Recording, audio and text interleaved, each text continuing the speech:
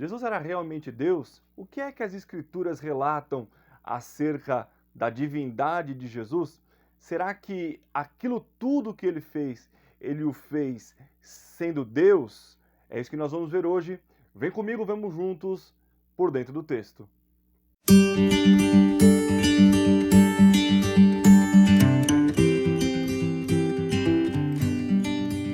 Olá, eu sou o pastor Douglas Gonçalves e você está no canal Por Dentro do Texto e também no quadro que leva o nome deste canal. Se você ainda não é inscrito no nosso canal, clique aqui para se inscrever, também ative o sininho para você ficar por dentro de todas as novidades, de todas as informações, de todos os vídeos, de todo o conteúdo que nós temos produzido no canal. Será uma grande bênção para a sua vida e você também estará abençoando a nossa vida e o nosso ministério, tá ok?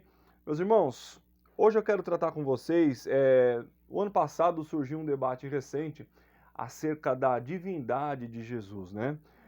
Foram ditas algumas coisas e nós percebemos que muitos crentes, sabendo que Jesus é Deus, tinham alguma dificuldade em explicar esse conceito. Então, embora seja um conceito básico da teologia sistemática, muitos irmãos às vezes não têm o contato mais profundo com essa matéria e com essas informações. Então hoje eu quero, de forma muito sucinta, de forma muito direta, porque o vídeo deve ter no máximo 12 minutos, a ideia é que não seja uma aula exaustiva de teologia sistemática, mas estabelecer alguns conceitos dentro de uma teologia bíblica, analisando aquilo que o texto bíblico vai nos dizer acerca da divindade de Jesus. O texto áureo, o texto base que nós queremos utilizar, se encontra no Evangelho segundo escreveu João. O Evangelho segundo escreveu João, especificamente, é o Evangelho que vai tratar da divindade de Jesus. Todo o Evangelho, ele tem uma função, é por isso que nós temos 4 testemunhas ali do Evangelho, 4 evangelistas escrevendo, falando acerca da vida e ministério do Senhor Jesus, e cada um tem uma função, e nós vamos nos ater alguns pontos aqui no Evangelho de João. Como eu disse, esse evangelho ele foi escrito na intenção e com função de retratar a divindade de Jesus para um mundo pagão, para um mundo helenista, para um mundo que cria em outros deuses. Vamos dar uma olhada em como esse evangelho se inicia. João capítulo 1 e versículo 1. No princípio era o Verbo, e o Verbo estava com Deus, e o Verbo era Deus. Então, olha só, ele estava no princípio com Deus. Só que ele disse, estava com Deus, mas que também era Deus. Todas as coisas foram feitas por ele, e sem ele, nada do que foi feito se fez. Nele estava a vida, e a vida era a luz dos homens. E a luz resplandece nas trevas, e as trevas não a compreenderam. Tá bom? Então, olha só, nós vemos o Evangelho iniciar exatamente assim. No princípio era o verbo, então ele vai usar a expressão no grego tel em hologos. Então, Deus era o verbo, ou seja, a palavra. Você vai se lembrar que em Gênesis, Deus criou todas as coisas pelo poder da sua palavra. E o poder criativo de Deus, ele estava na palavra. Quando nós analisamos João, quando nós analisamos o contexto no qual o evangelho foi escrito, ele foi escrito especialmente para uma comunidade não judaica e que tinha uma influência de outros pensadores, de outras formas, através da cultura. Por exemplo, para o judeu, a palavra logos, embora eles usassem o grego, né, o grego koiné, o grego comum, que era, vamos dizer assim, a grosso modo, bem a grosso modo, não querendo cometer nenhum anacronismo, mas seria o inglês da atualidade, era o grego koiné nos textos bíblicos. Era a língua comum que a maioria das nações se utilizava para se comunicar. Então vamos lá. Quando nós olhamos dessa forma, nós vemos que essa palavra ela tem uma influência também no meio hebraico. No meio hebraico, majoritariamente, eles vão dizer que essa palavra, analisando até pela Septuaginta, que ela seria seria a sabedoria, né? A fonte de toda a sabedoria. Eu estou propenso a aceitar, a concordar mais com a segunda linha, embora seja uma linha minoritária. A minoria dos teólogos vão por essa linha, mas eu estou mais propenso a me inclinar para este lado, que vai dizer que o Logos é, na verdade, amparado pelo conceito grego, que o Logos é a razão de toda a existência. Mas, pastor, se João era um hebreu, estava falando de um Messias hebreu, porque o Messias precisava ser judeu, como que João está falando sobre um termo totalmente grego, que é a razão de toda a existência? O Logos, na cultura grega, ele é a razão de toda a existência. Por que que eu estou inclinado para esta fonte, para esta interpretação? Porque o público que João estava escrevendo era um público grego, era um público que não era o público hebreu. Então, por isso que eu estou inclinado. Então, nós estamos olhando João, falando para um público e dizendo assim que o Messias, o Senhor Jesus, no princípio ele era o verbo, ele era o Logos, ele é a razão de toda a existência e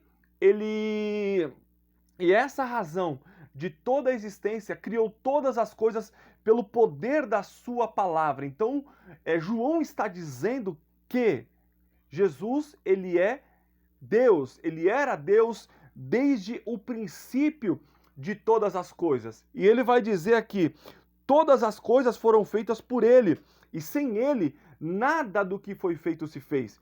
Então não há como você separar o Pai do Filho e o Filho do Espírito. Nós sabemos que dentro de uma teologia da Trindade, o Pai não é o Filho não é o Pai e o Pai não é o Espírito.